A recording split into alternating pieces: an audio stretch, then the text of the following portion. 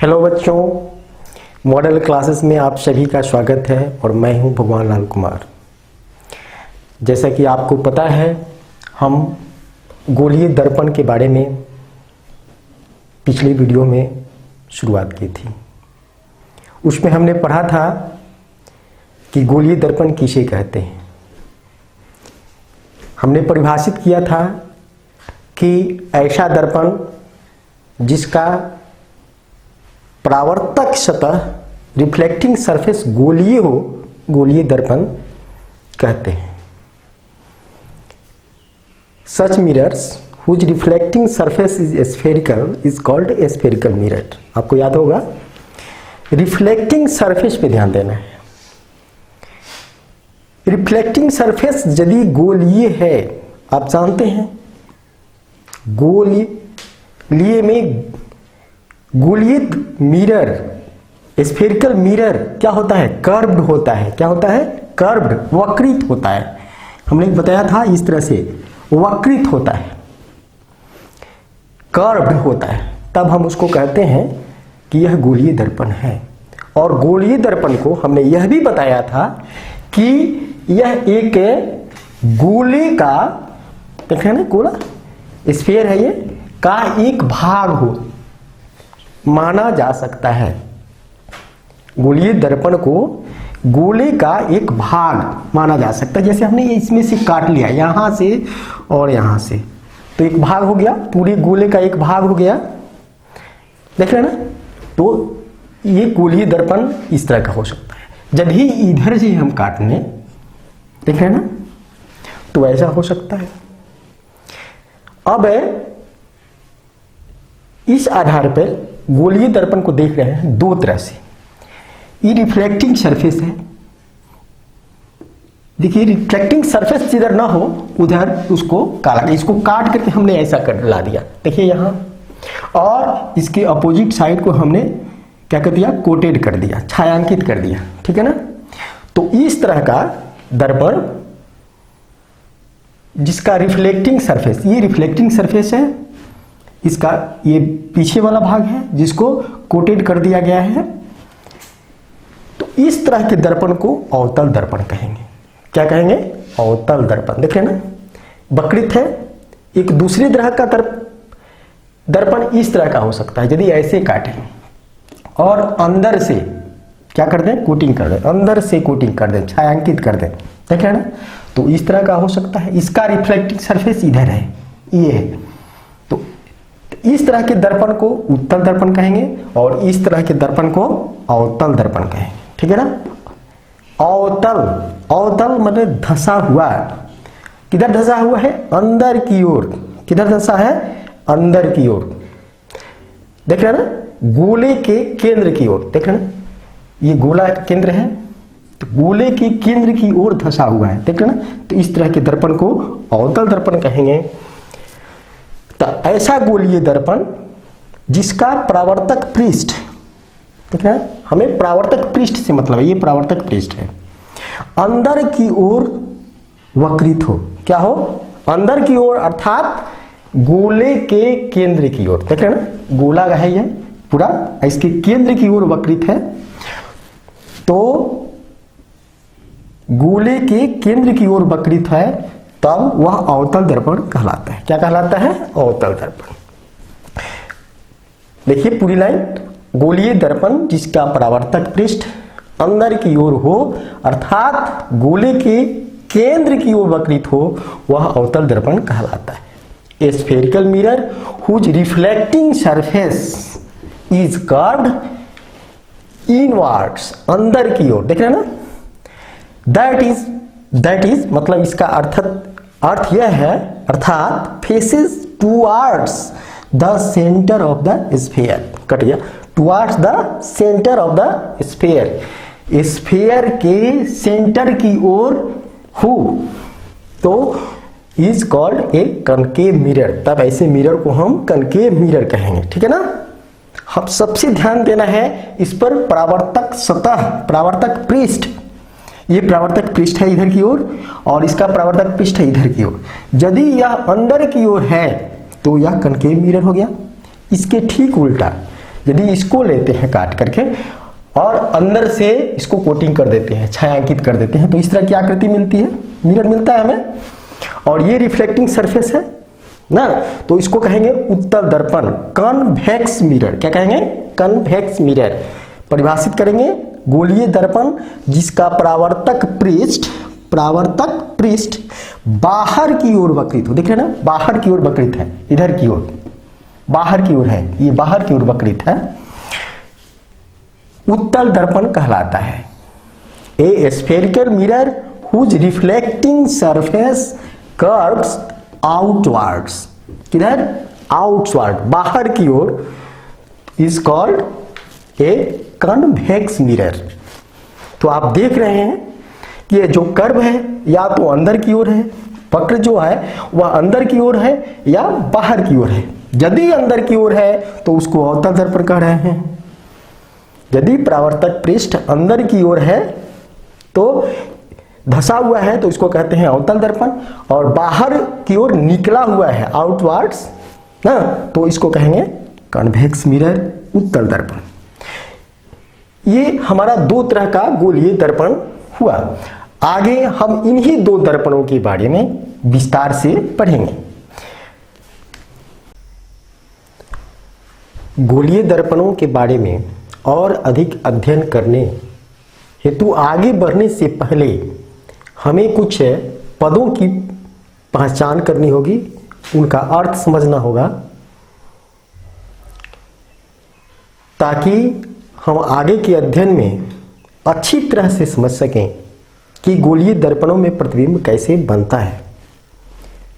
अभी मैंने बताया कि गोलीय दर्पण एक गोले का भाग होती हैं, चाहे वह अवतल दर्पण हो चाहे उत्तल दर्पण हो, गोले का एक भाग होती है। अब इनमें हम पदों को समझना है जो सामान्यतः प्रयोग की जाती हैं। सबसे पहले हम अवतल दर्पण को लेते हैं। क्या करते हैं? अवतल दर्पण को लेते हैं। देखिए ये अवतल दर्पण है, ये भाग छायांकित है, देख रहे हैं ना, कोटेड है। ये रिफ्लेक्टिंग सरफेस है इधर की तरफ, ठीक है। रिफ्लेक्टिंग सरफेस अंदर की ओर है, सेंटर के अंदर की ओर, सेंटर के अंदर की ओर, गोले के केंद्र की ओर, towards the centre of the sphere. तो इसको कहेंगे कनकेव मिरर, अवतल दर्पण, ठीक है ना। अवतल दर्पण हो चाहे उत्तल दर्पण हो, दर्पण के केंद्र को, पूरा दर्पण है, दोनों के बीच एकदम बीचों बीच जो बिंदु होगा, इसमें उत्तल यदि है, उत्तल में इधर कोटिंग किया हुआ है, अंदर से कोटिंग किया गया है, बाहर रिफ्लेक्टिंग सरफेस है जो बाहर की ओर निकला हुआ है, तो पूरा ये हुआ उत्तल दर्पण। और इसका बीचों बीच यहां हुआ मध्य बिंदु, इसको हम कहेंगे पोल। क्या कहेंगे? पोल। हिंदी में कहेंगे ध्रुव। क्या कहेंगे? दर्पण का ध्रुव। क्या कहेंगे इसको? दर्पण का ध्रुव, पोल। और इसको आप ध्यान दीजिए, ये कहाँ है? ये सरफेस पे है। कहाँ है? सरफेस पे, देख रहे हैं ना, दर्पण के पृष्ठ पर है, इधर दर्पण के पृष्ठ पर है, यहां P होगा, ठीक है ना, ये P है, दर्पण के पृष्ठ पर P है, पोल है, देख रहे हैं ना। और दर्पण का केंद्र है, दर्पण का केंद्र है, मध्य बिंदु है, देख रहे हैं ना दोनों में। तो ये दर्पण का ध्रुव हुआ। यह दर्पण, इसको यहां से काट करके हमने ये दर्पण लिया है, यहां से काट करके हमने ये दर्पण लिया है। जिस गोले का, ये गोला है, भाग है, उसके केंद्र को वक्रता केंद्र कहेंगे। क्या कहेंगे? वक्रता केंद्र, सेंटर ऑफ कर्वेचर। क्या कहेंगे इसको? वक्रता केंद्र, सेंटर ऑफ कर्वेचर। यह गोला है और इस गोला का केंद्र है यहां, तो इस दर्पण को हमने लिया, तो इसका सी हुआ यहाँ वक्रता केंद्र, इसमें देखिए यहाँ सी दिखाया गया है, यह वक्रता केंद्र है, सेंटर ऑफ कर्वेचर है। ठीक है, समझ रहे हैं आप। अब एक आप कल्पना कीजिए, इमेजिन कीजिए कि सी और पी को एक लाइन से मिलाएं, एक ऐसी लाइन, ऐसी रेखा जो सेंटर ऑफ कर्वेचर और पोल अर्थात वक्रता केंद्र और दर्पण के ध्रुव को मिलाए। ठीक है ना, देख रहे हैं ना, ये पॉइंट, ये लाइन सेंटर ऑफ कर्वेचर और पोल को मिलाए, सीधी रेखा, इसको कहते हैं प्रधान अक्ष। क्या कहते हैं? प्रधान अक्ष। प्रधान अक्ष क्या कहते हैं? प्रधान अक्ष, प्रिंसिपल एक्सिस। ठीक है ना, क्या कहेंगे? प्रधान अक्ष, प्रिंसिपल एक्सिस। ठीक है, अब C और P के बीच की दूरी देख रहे हैं ना, C और P के बीच की दूरी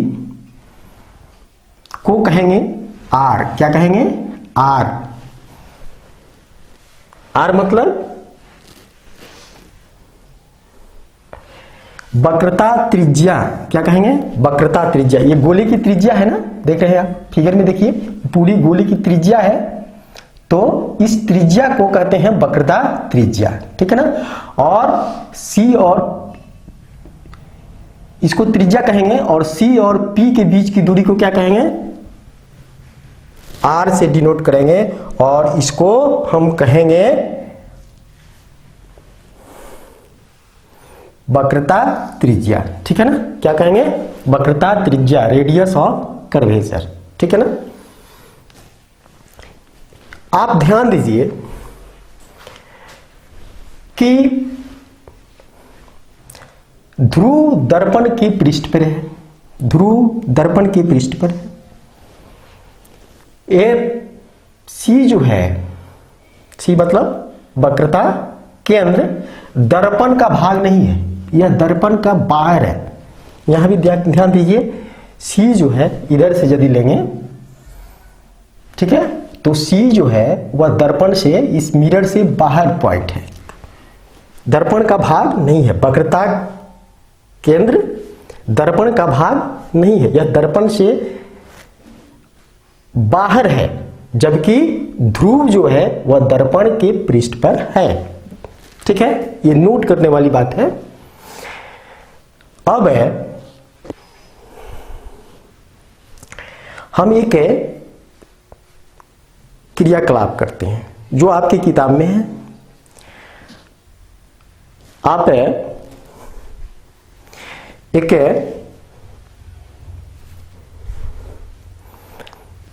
मिरर लेकर के, जो मिरर होता है हैंड मिरर, उसको लेकर के एक कागज पे फोकस कीजिए।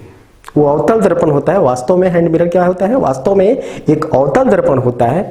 हाँ, उसको यदि एक कागज पे फोकस किया जाए सूर्य के प्रकाश में, आप थोड़ा सा आगे पीछे कीजिए तो एक लगेगा कि नीचे जब कागज है जो, उस पर सूर्य की किरणें और दर्पण के कारण उस कागज पे एक बिंदु प्रकाशित स्पॉट बन रहा है, मतलब लाइटेड स्पॉट बन रहा है छोटा सा। और जब उसको वहां कुछ देर तक आप स्थिर रहेंगे तो लगेगा, आप देखेंगे कि वहां कागज धुआं निकलने लगा और अंततः जलने लगा। ऐसा क्यों होता है? ऐसा इसलिए होता है कि सूर्य से आ रही किरणें अभिसरित होकर के, कन्वर्ज करके एक बिंदु पे, ये अवतल दर्पण है, आ रही किरणें कन्वर्ज करके, कन्वर्ज मतलब एक जगह अभिसरित होकर के एक बिंदु पे काटती हैं, मतलब अभिसरित होती हैं। सभी किरणें एक बिंदु पे अभिसरित होती हैं, और यहां यदि कागज है, कागज पे ये पॉइंट है, तो किरणों में जो ऊष्मा है, किरणों में जो ऊर्जा है, उसके कारण यह ऊर्जा ऊष्मा ऊर्जा में बदल जाती है और इसमें आग लग जाता है। वास्तव में यही सूर्य का प्रतिबिंब बनता है। तो ये जहां किरणें, दर्पण पर पड़ रही किरणें जहां अभिसरित होती हैं, उस बिंदु को दर्पण का फोकस कहते हैं। क्या कहते हैं? फोकस। और इसको क्या कहते हैं, दर्पण का फोकस, और इसको एफ से डिनोट किया जाता है, प्रदर्शित किया जाता है एफ से, ठीक है ना। देख रहे हैं, सेंटर ऑफ कर्वेचर को सी से, रेडियस ऑफ कर्वेचर को आर से, फोकस को एफ से, देख रहे हैं ना, फोकस को एफ से। फोकस कहां है हमारा, ये देख रहे हैं ना। अब एक बात ध्यान दीजिए, यदि अवतल दर्पण है तो फोकस कहां है, अंदर की ओर है, दर्पण के सामने है, देख रहे हैं ना। एफ और सी फोकस और सेंटर ऑफ कर्वेचर, वक्रता केंद्र, दोनों दर्पण के आगे है। ये दर्पण है, यहां पोजीशन है दर्पण का, तो दर्पण के आगे है। जबकि उत्तल दर्पण के केस में एफ और सी देख रहे हैं कहां है, दर्पण के पीछे है। इधर से प्रकाश की किरणें जा रही है, दर्पण के पीछे है। ध्यान दिया आपने, फिर एक बार ध्यान दीजिए। अवतल दर्पण की स्थिति में फोकस दूरी, फोकस और वक्रता केंद्र दर्पण के आगे होते हैं, जबकि उत्तल दर्पण की स्थिति में वक्रता केंद्र और फोकस दर्पण के पीछे स्थित होते हैं, ठीक है ना। क्लियर हुआ। और ये दोनों दर्पण का भाग नहीं होते, ये दर्पण से अलग होते हैं, ठीक है ना। और जबकि पी माने पोल, ध्रुव दर्पण का एक भाग होता है, दर्पण के पृष्ठ पर होता है, ठीक है ना। क्लियर।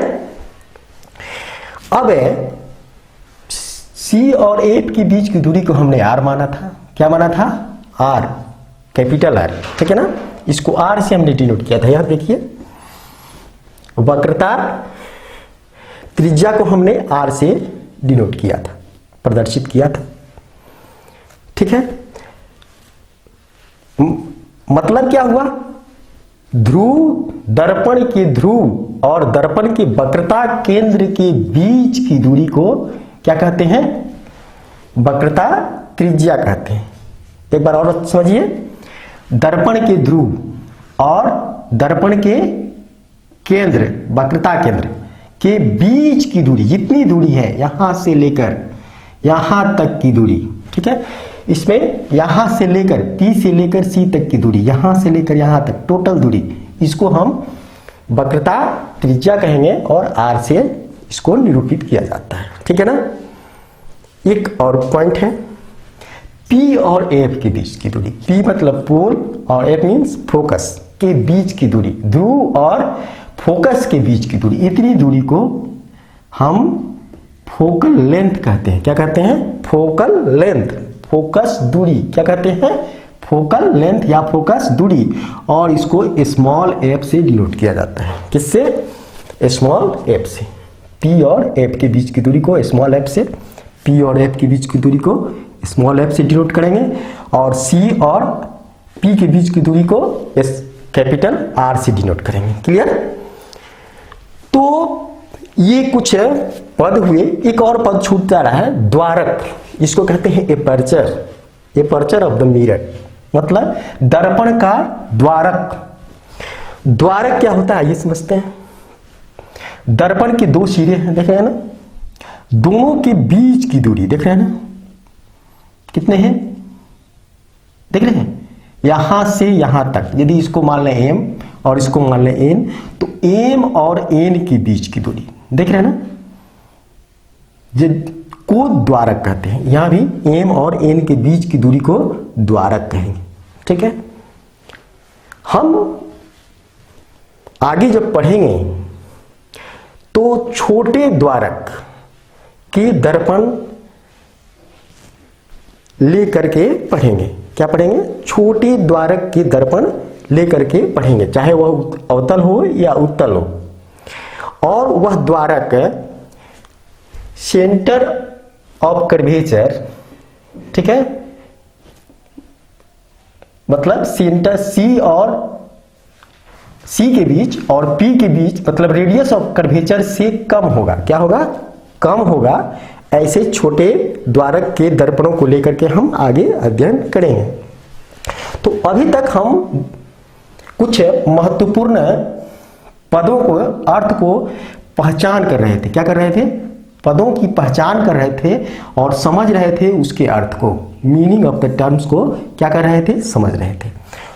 हमें क्या किया है अभी तक, पदों को पहचाना है, समझा है और